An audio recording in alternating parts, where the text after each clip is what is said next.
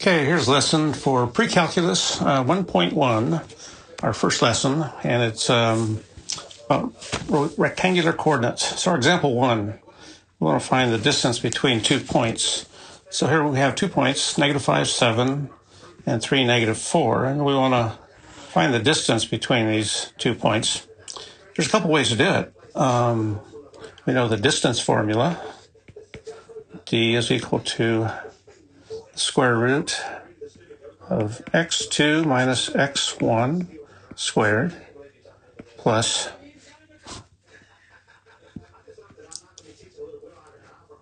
y2 minus y1 squared. So this is from what we learned in geometry.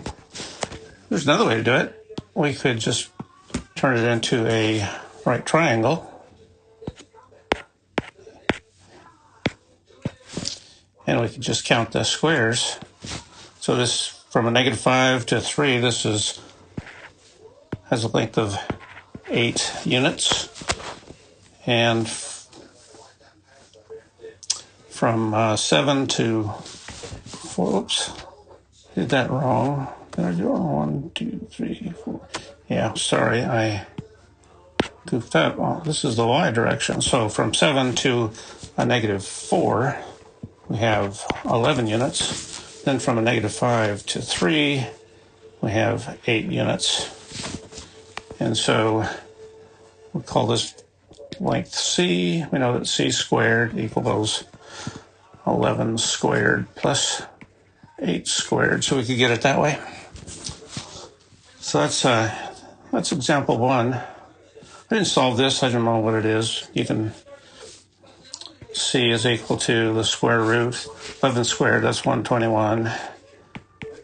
64. So that would be 185, the square root of 185. That's a perfectly good answer. Leave it at that. As a matter of fact, that's a better answer than a decimal, because this happens to be an exact number. Okay, let's go to our next example. Example 2, we want to verify if this is a right triangle. Well, if it is a right triangle, and we don't know that, the way to verify it has using Pythagorean theorem, a squared plus b squared equals c squared. So if the values were given, you just plug it in, and if they're equal, then it's correct. If it's a squared plus b squared is less than c squared, then we know we have an obtuse triangle. If it's greater than c squared, we know we have an acute triangle. Okay, the next example is finding the midpoint of a line. So I've drawn a line, and we got the values x1, y1, and x2, y2. I haven't looked at what those values are, but first we'll just list what the midpoint formula is. Midpoint, and remember this is going to be a coordinate.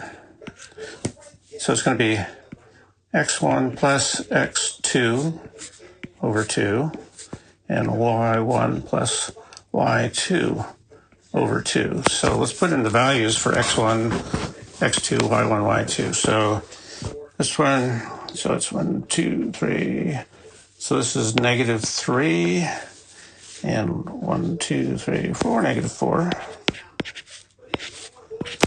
The other one is 1, 2, 3, 4, 2.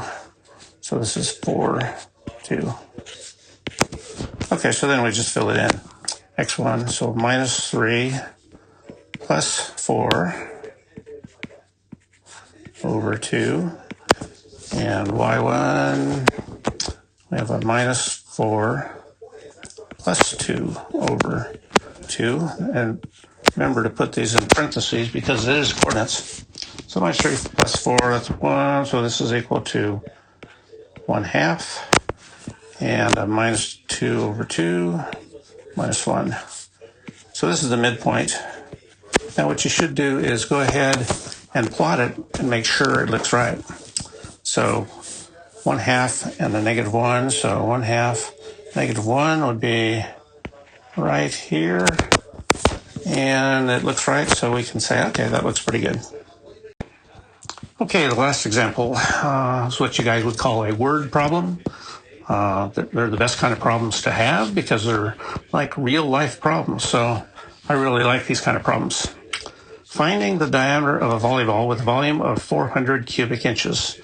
All right, the first thing you have to start off with is a formula for the volume of a sphere.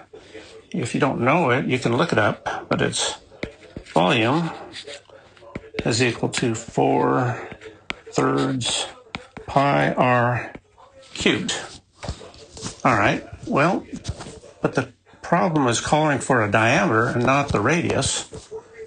So let's rewrite this in terms of the diameter. Well, we know the diameter, well, the radius is half of the diameter.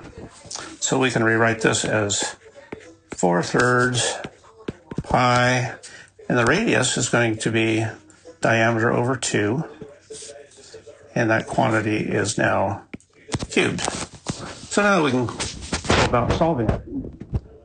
Volume is already given as 400 cubic inches, so we're going to rewrite the formula. 400 is equal to 4/3 pi, and our radius is d over 2 cubed. Now what we want to do is solve this with d.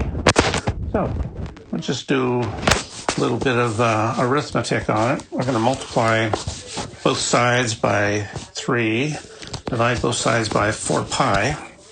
So we have 400, and we're going to multiply by 3 and divide by 4 pi. So that's equal to d over 2 cubed. So d over 2 cubed, we can rewrite it as d cubed over 2 cubed is 8. So now we multiply both sides by 8, and we have 8 times 400 times 3, and this is over 4 pi, and that's going to be equal to d cubed. All right, so we can clean this up a little bit. We know the 4 will cancel with this 4, make it 100. This 100, so we have 8 times 100 times 3, that's 2400 over pi. And this is going to be d cubed, so what we want to do is take the cube root of both sides, and that's equal to d. Now, this is a perfectly good answer if you didn't have a calculator. So let's say you do have a calculator, and now you're going to solve this. This just turns out to be 9.1 inches. And when you get an answer, just put it in a box, and I'll know you're done. All right, that's it for 1.1.